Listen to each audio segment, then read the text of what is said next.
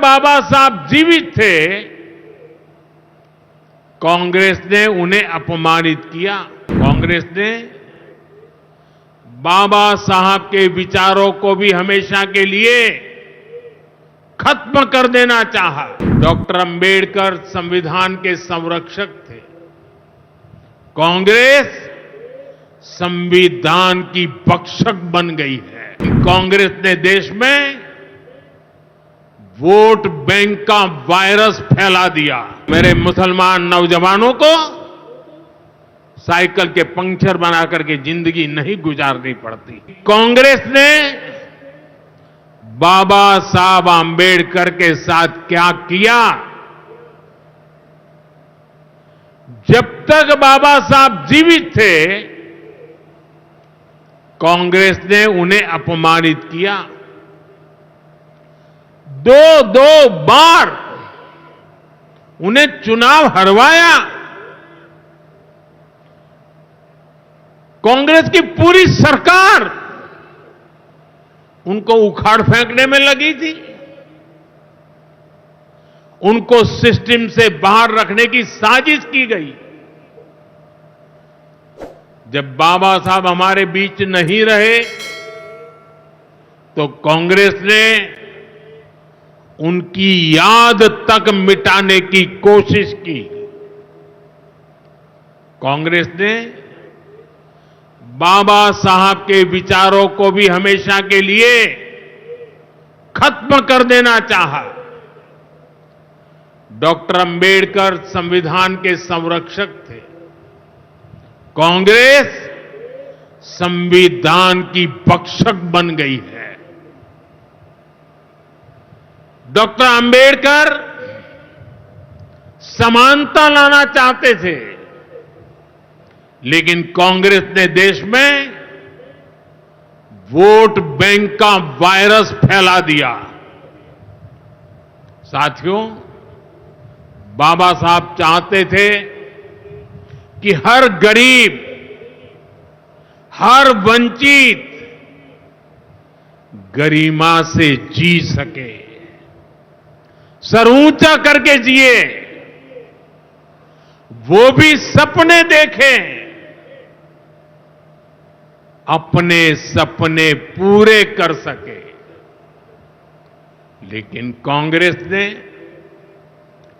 SC, ST, OBC को second class citizen बना दिया।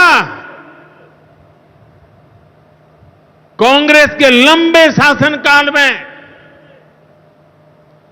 कांग्रेस के नेताओं के घर में स्विमिंग पूल तक पानी पहुंच गया, लेकिन गांव में नल से जल नहीं पहुंचा।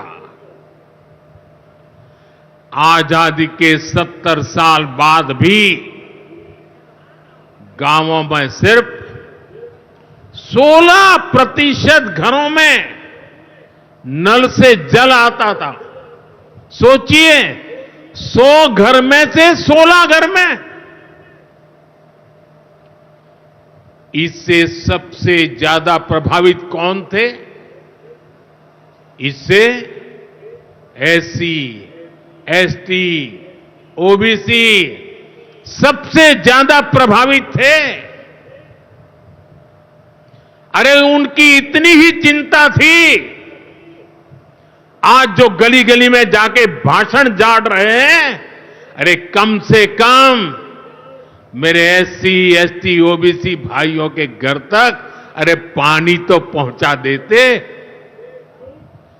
वक्फ के नाम पर लाखों हेक्टेयर जमीन पूरे देश में है। इस जमीन, इस प्रॉपर्टी से गरीब का, बेसहारा महिलाओं, बच्चों का भला होना चाहिए था। और आज ईमानदारी से उसका उपयोग हुआ होता तो मेरे मुसलमान नौजवानों को साइकिल के पंक्चर बना करके जिंदगी नहीं गुजारनी पड़ती। लेकिन इससे मुट्ठी भर भू माफिया का कोई भला हुआ। पसमानदा मुस्लिम इस समाज को कोई फायदा नहीं हुआ। और ये भूमाफिया किसकी जमीन लूट रहे थे?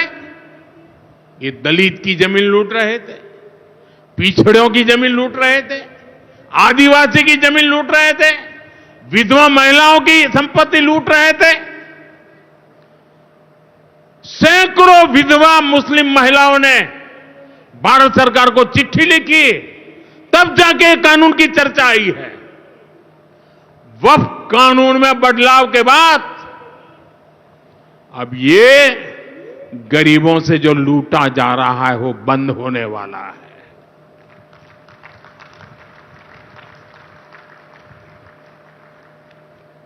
और सबसे बड़ी बात, हमने एक बहुत बड़ा जिम्मेदारीपूर्ण महत्वपूर्ण काम किया है। हमने इस वक्फ कानून में एक और प्रावधान किया है।